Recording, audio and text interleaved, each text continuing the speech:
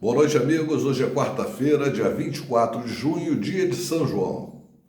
A nossa live de hoje é para falar de política e economia e eu quero destacar ainda o tema Covid, porque eu acho importante nós estarmos sempre tratando desse tema do ponto de vista de um jornalismo sério. E quero chamar a atenção porque conversando com muitos médicos, especialmente os que trabalham na rede privada, eu verifico que já não há nos hospitais privados, inclusive centros de tratamento intensivo destacado para a Covid. O que significa? Eles encontraram um protocolo, um tratamento que praticamente diz o seguinte: esta infecção, ela é tratável, ela não é uma infecção que possa nos colocar de joelhos. Ela tem implicações? Tem, mas ela é tratável com facilidade, especialmente naqueles casos que são tratados logo no início da infecção. Muito bem. Então, pensando nisso e verificando que os hospitais públicos continuam matando gente de forma criminosa, assassina, a responsabilizar os seus gestores, se algum parente meu for morto num hospital público, cuja morte seja declarada Covid, eu processarei o Estado, não tenho a menor dúvida disso, com base naquilo que hoje é uma realidade e que me faz falar desse tema. E o que eu sugiro? Sugiro que o presidente da República, que teve o seu poder tirado pelo Supremo Tribunal Federal, se é que a gente pode chamá-lo assim, dando aos governadores e prefeitos o poder de decidir que maneira tratar essa epidemia. Todos nós sabemos, isso é sabença geral, que estes governadores e prefeitos, na sua grande maioria, na verdade, são picaretas de plantão, criminosos de plantão. Muito bem. Então eu sugiro que o presidente da República, ainda que sem o poder que o STF lhe subtraiu, através do seu ministro da Saúde, convoque os médicos, esses médicos que estão aí, consagrados nos hospitais privados, para numa live pública explicar como é feito o tratamento da Covid, que leva esses hospitais a não terem mais centros de tratamento de emergência, de UTI. Por quê? Porque isso, de uma certa forma, tranquiliza a população. Embora seja certo informar a população dos possíveis problemas que uma infecção no seu organismo possa lhe causar. Não pela letalidade da doença em si, mas pelas complicações que ela pode trazer para determinadas pessoas. O que não é diferente de qualquer outra infecção, especialmente da chikungunya, da própria dengue e tantas outras, né?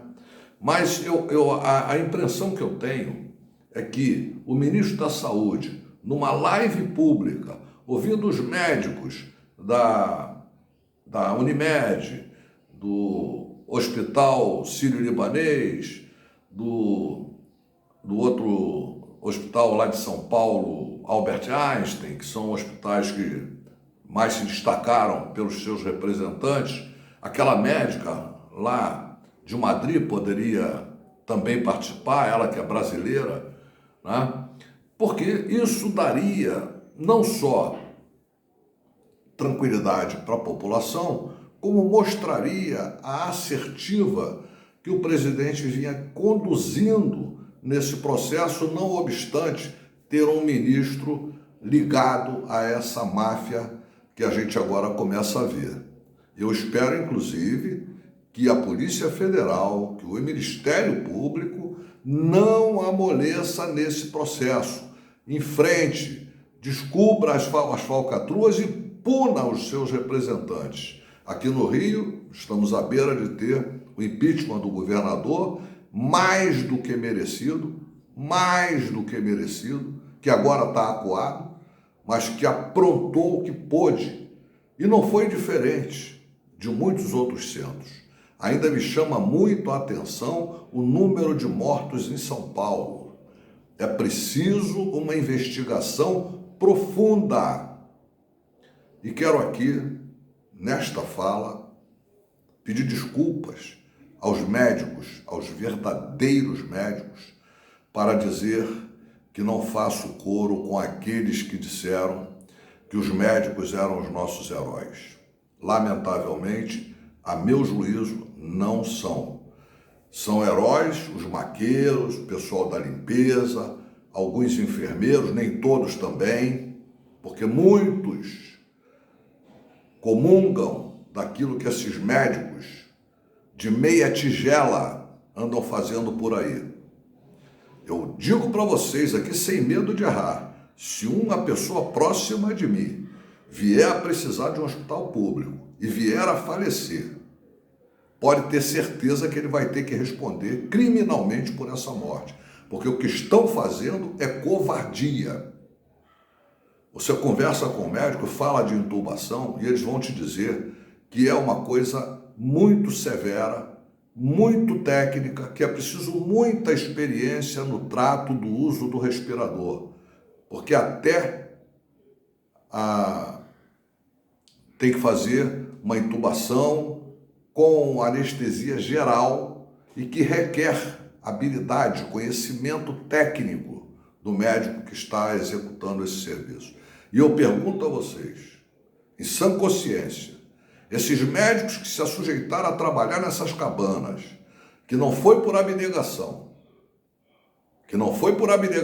porque eu acredito que muitos médicos o sejam em nome do seu juramento, em nome da sua crença no ser humano, mas muitos, a grande maioria, não o é.